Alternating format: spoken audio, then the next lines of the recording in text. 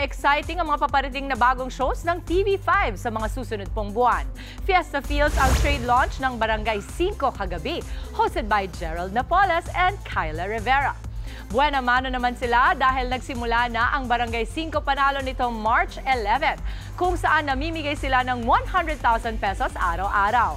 Mapapanood na rin tuwing linggo ang Budol Alert, 4:30 po ng hapon, hosted by our News 5 Chief, Ms. Lucy Cruz Valdez.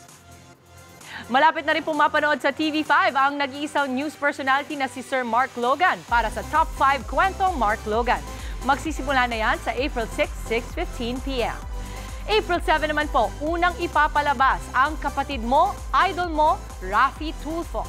Maliban sa mga ito, hinihintay na rin ang bagong Hapon Champion serye na Lumuhod Ka sa Lupa, starring Sara Labati and Kiko Estrada.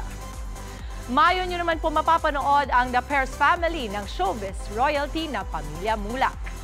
Ipapalabas na rin ang Pajak Princess ni Miles Ocampo at pagtatambal ni Maine Mendoza at Sanjo Marudo.